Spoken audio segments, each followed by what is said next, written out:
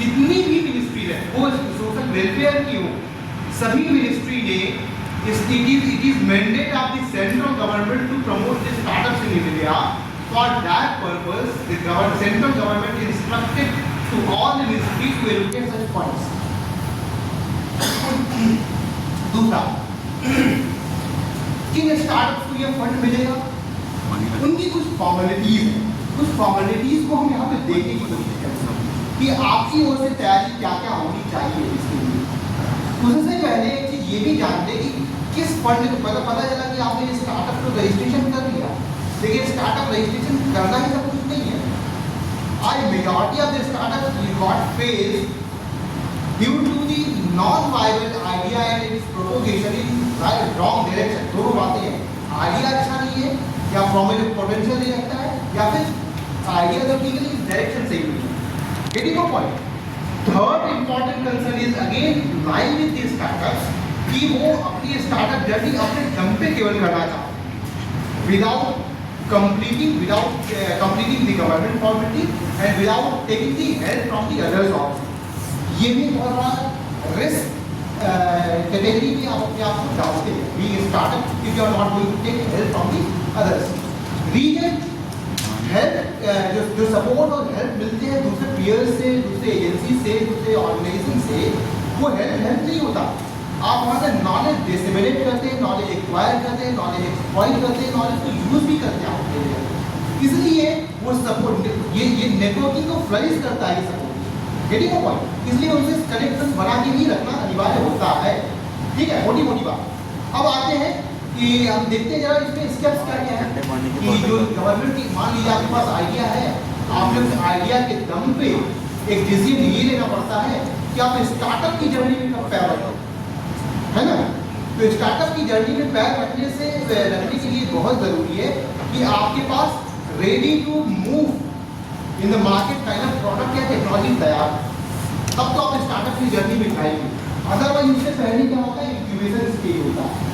आप अपने parallel business के साथ, आप किसी इंक्यूबेशन सेंटर के साथ अपनी आइडिया को टेक्नोलॉजिकल रेडीनेस लेवल 1 से लेकर के टेक्नोलॉजिकल रेडीनेस लेवल 10 तक अपने आप को नर्चर कर लें। जब आप 10 तक नर्चर कर लेंगे अपने आप को, फिर स्टार्टअप की जर्नी शुरू होती है। ठीक है ना। एक तो ये रहा पिक्चर जो बिल्कुल सेफर साइड है।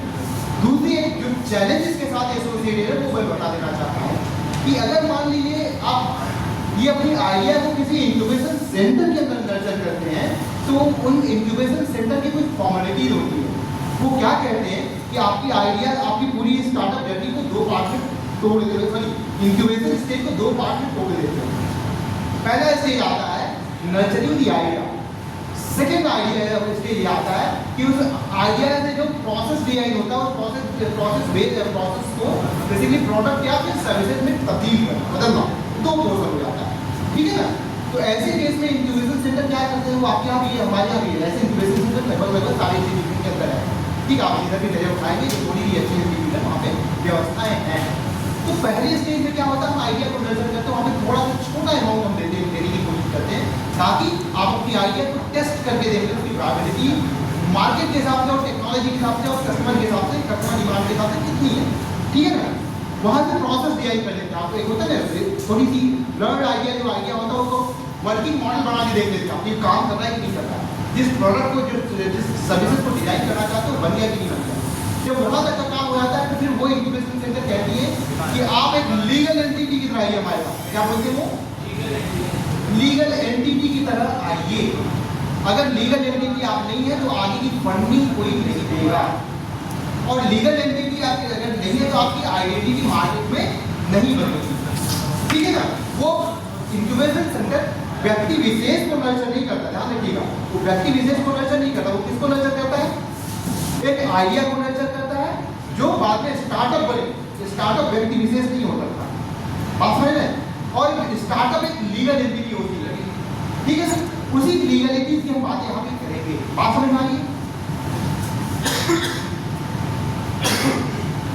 इस यहाँ तक पहुँचने में जो अभी जो लोग हाथ उठाए थे वो अपनी जिज्ञासा कोई हम उसको साफ कर लेते हैं, पूछ ले सवाल। हमने 2 बात कही कि एक आइडिया को स्टार्टअप में बदलने के लिए इंक्यूबेशन सेंटर में दो पार्ट में दो फेजेस उसका डिजाइन किया जाता है। पहला फेज क्या है, आइडिया को नर्चर करके उसका प्रोटोटाइप बनाना। ठीक है, जब प्रोटोटाइप बन जाता है, जैसा आप सोचे रहता है वैसा प्रोडक्ट का प्रोटोटाइप या सर्विसेज का प्रोटोटाइप डेवलप हो जाता है, फिर इंक्यूबेशन सेंटर कहती है कि अब आप हमारे पास फिर से अप्लाई करिए सीड फंड के लिए या फिर किसी और फंड के लिए या फिर फर्दर इंक्यूबेशन के लिए एज ए स्टार्टअप। वहाँ पे एक लीगल एंटिटी का होना जरूरी है। क्यों जरूरी है? क्योंकि इंडिविजुअल की आइडेंटिटी नहीं चलती। Company is not individual property, company is basically property of the government. Government की लीगल आइडेंटिटी, इसलिए उस लीगलिटीज को गवर्नमेंट के साथ फुलफिल करना जरूरी है। ठीक है ना? तो दोनों ही चीजें। अच्छा, ये इंक्यूबेशन सेंटर पे ऐसा बैरियर क्यों रखा जाता है? इसके पीछे बात साफ साफ इशू ये है कि अगर इंक्यूबेशन सेंटर की जो फंडिंग है वो पूरी, do you know certain financial legalities in terms of evolving in company? आपको कंपनी बनाना कैसे होता है कुछ आइडिया है? कुछ नाम पता है? प्राइवेट लिमिटेड कंपनी का नाम सुना है? पब्लिक लिमिटेड कंपनी का नाम सुना है? पार्टनरशिप फर्म का नाम सुना है? प्रोप्राइटरशिप फर्म का नाम सुना है? सुना है ना? विचार तो सुना ही सुना होगा। Proprietorship, partnership, private limited, public limited, ये चार का नाम सुना ही सुना होगा। ये क्या है? ये बेसिकली बिजनेस स्ट्रक्चर है एक ऑर्गेनाइजेशन का, एक स्टार्टअप का लीगल फॉर्म में बिजनेस स्ट्रक्चर इसको बोलते हैं। ठीक है ना? सेकंड स्टेप क्या है? Registered with the business government, register your business with the government, ministry of corporate affairs, MCA basically ministry of corporate affairs. तो उसके साथ अपनी बिजनेस स्ट्रक्चर को रजिस्टर करना होता है। ठीक है ना? तो सबसे पहले आपने क्या डिसाइड किया कि आप किस तरह की कंपनी अपना बनाना चाहते हैं। सेकंड स्टेप में क्या है उसका? रजिस्ट्रेशन। ठीक है, जैसे ही आपकी कंपनी रजिस्टर्ड हो जाती है आपको पैन और टैन लेना होता है ना? ठीक है, पैन और क्या बोलते हैं उसको? हाँ, पैन कार्ड। और क्या है टैन? वैसे ही ऑर्गेनाइजेशन वैसे ही ऑर्गेनाइजेशन की टैन होता है। ठीक है, ट्रांजैक्शन की जितनी अकाउंटिंग के ट्रांजैक्शन अकाउंटिंग नंबर बोलते हैं, इस ट्रांजैक्शन में क्या क्या होता है? Basically sorry taxation accounting number होता है। इस टैक्सेशन में क्या होता है कि कितने लायबिलिटी और एसेट्स क्या है। इसी टैक्सेशन में क्या होता है? आपकी पूरी बुक ऑफ अकाउंट का डिटेल होता है। तो ये बेसिकली ऑर्गेनाइजेशन के लिए बनता है। टैन किसके लिए जरूरी है? ऑर्गेनाइजेशन के लिए जरूरी है। पैन किसके लिए जरूरी है? पैन किसके लिए जरूरी है? सोल प्रोप्राइटर के लिए। एक ऑर्गेनाइजेशन ऐसी जिसमें केवल एक ही मालिक हो, वहां पे पैन जरूरी होता है। जब हम as a person, as a individual of India भी हमारा एक पैन नंबर होता है, तो ये पैन और वो पैन दोनों सेम है, ध्यान रखिएगा, कोई डिफरेंट नहीं है। बात समझ में आ रही है? दूसरी, किसी भी बड़ी ऑर्गेनाइजेशन का पैन ले सकते हैं क्या? बिल्कुल ले सकते हैं, क्योंकि ऑर्गेनाइजेशन अपने आप में इंडिविजुअल एंटिटी है। ऐसे केस में ऑर्गेनाइजेशन के नाम से पैन इशू किया जाता है। बात समझ में आ रही है? तो हर एक ऑर्गेनाइजेशन का पैन हो सकता है। जो ऑर्गेनाइजेशन टैक्सेशन के साथ डील करती है वहां पे पैन होना अनिवार्य है। ठीक है ना? और नॉर्मली आज के दिन में सारी ऑर्गेनाइजेशन टैक्सेशन के साथ डील करती है जो बेसिकली लीगल एंटिटी के फॉर्म में इन्वॉल्व हो गई है। वो चाहे प्राइवेट लिमिटेड कंपनी हो, चाहे वो पब्लिक लिमिटेड कंपनी हो, चाहे वो जरूरत पड़ने पे पार्टनरशिप फॉर्म पे भी अप्लाई होता है। इनके साथ एक फाइनेंशियल ऑब्लिगेशन होता है कि ट्रांजैक्शन इसके ऊपर है तो टैन होना भी जरूरी है, अदरवाइज पैन से काम चल जा रहा है। जहाँ पे प्रॉफिट शेयरिंग होता है, जहाँ पे इनकम केवल दिखाया जाता है, वहाँ पे क्या करते हैं? केवल पैन कैरी करते हैं। जहाँ पे इनकम के साथ साथ लायबिलिटी और लायबिलिटी कैरी फॉरवर्ड की जाती है, वहाँ पे टैन यूज करते हैं। तो ये आपको सीए प्रॉपर्ली बताया है इन्वेस्टिगेशन के लिए जाएंगे, है ना? लेकिन इन दोनों का रजिस्ट्रेशन जरूरी है। पहला काम क्या आपने किया कि आपके स्टार्टअप का आइडिया क्लियर है, प्रोटोटाइप तैयार हो गया। अब आपने प्रोटोटाइप से प्रोडक्ट बनाना शुरू किया। जैसे ही प्रोटोटाइप से प्रोडक्ट बनाना शुरू किया, आपको फंडिंग की जरूरत पड़ेगी। फंडिंग तब तक आपको नहीं मिलेगी जब तक आप लीगल एंटिटी नहीं बनते। आप लीगल एंटिटी कैसे बनते हैं? उसके लिए पहले ये तय करना पड़ेगा आप किस तरह की कंपनी आप बनाना चाहते हैं। Private limited, public limited, limited with liabilities company एक होता है, आगे डिस्कस करूंगा, है ना? प्राइवेट प्रोप्राइटरशिप फर्म या पार्टनरशिप फर्म, ऐसे फर्म का आप स्ट्रक्चर तैयार करनी है। फिर क्या करेंगे? उसका रजिस्ट्रेशन करते हैं एमसीए के साथ। सेकंड स्टेप में क्या करते हैं? रजिस्ट्रेशन करते हैं। जैसे ही कंपनी का रजिस्ट्रेशन गवर्नमेंट के साथ हो गया, मिनिस्ट्री ऑफ कॉर्पोरेट अफेयर्स के साथ हो गया, फिर क्या करते हैं आप पैन और कैट का एप्लीकेशन डालते हैं। कभी कभी ये जो स्टेटमेंट मैं दे रहा हूँ इनके इनका रजिस्ट्रेशन यहाँ से तब होता है जब पैन और कैट के साथ, ऐसा भी हो सकता है। कुछ ऐसी लिंक्स हैं, गवर्नमेंट की फॉर्मेलिटी है जहाँ पे आप पूरी डॉक्यूमेंट एक साथ है तब रजिस्ट्रेशन करते हो। आगे है सेकेंड है, जैसे ही आपने पैन ले लिया, पैन ले लिया, कंपनी को इवॉल्व कर दिया, लीगल एंटिटी बना दिया, आप बैंक अकाउंट खोलिए। बैंक अकाउंट में नॉर्मली करंट अकाउंट प्रिफर्ड है, current account with joint operation भी प्रिफर्ड होता है, ठीक है, depend on the situation. Proprietorship form है तो करंट अकाउंट खोल देंगे आप, लेकिन सिंगल ऑपरेटेड होगा। और पार्टनरशिप एंड ऑनवर्ड उसको जॉइंट ऑपरेशन में रख देते हैं बैंक अकाउंट में, ठीक है ना। That is the owners description कि वो करना क्या चाहते हैं। Again registration for the GST, क्या ये कंपल्सन है हर एक बिजनेस लीगल एंटिटी के लिए GST? In general some after basically excluding some exemptions, ये सभी के लिए जरूरी है। जो कंपनी ऑयल एंड गैस के साथ डील कर रही होगी, जो कंपनी इलेक्ट्रिसिटी के साथ डील कर रही होगी, वहां पे शायद जीएसटी का प्रोविजन ना हो। पर्टिकुलरली इन गैस जो कंपनी एल्कोहल के साथ डील कर रही होगी वहां पे शायद जीएसटी ना हो। तो ये गिने चुने 4-5 केसेस हैं, बाकी हर जगह पे इंडिया में गुड्स एंड सर्विस टैक्स में रजिस्ट्रेशन जरूरी है। और किन कंपनी के लिए जीएसटी रजिस्ट्रेशन ये आगे हम चर्चा करेंगे। जैसे जैसे अप्लाई फॉर उद्यम, ये बहुत अच्छी चीज है, ये सबसे एक स्टार्टअप के लिए काम की चीज है।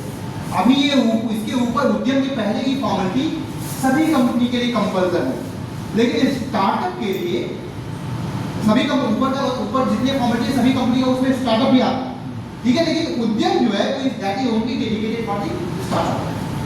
बात समझ आ रही है?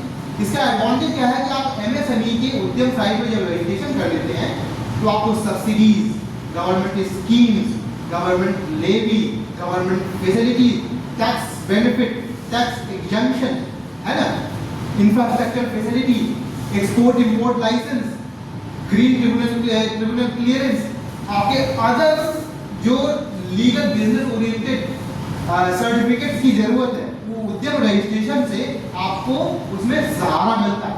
सारे स्टार्टअप को सहारा मिलता है, वो सिंगल विंडो क्लियरेंस में काम हो जाता है। बात समझ आ रही है? बात समझ आ रही है? यहाँ से स्टार्टअप का एडवांटेज मिलना शुरू हो गया।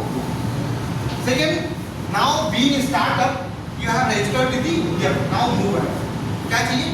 प्रोटेक्ट योर इंटेलेक्चुअल प्रॉपर्टी, है ना।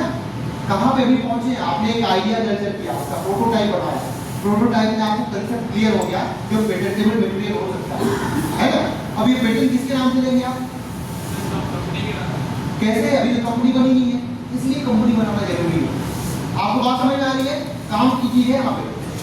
अगर आपने आइडिया को नर्चर किया है, नर्चर करने के बाद प्रोटोटाइप बना दिया है कि पेटेंट आउट से आइडिया क्रिएट हो गया, पेटेंट के लिए मटेरियल बन गया आपके पास, है ना।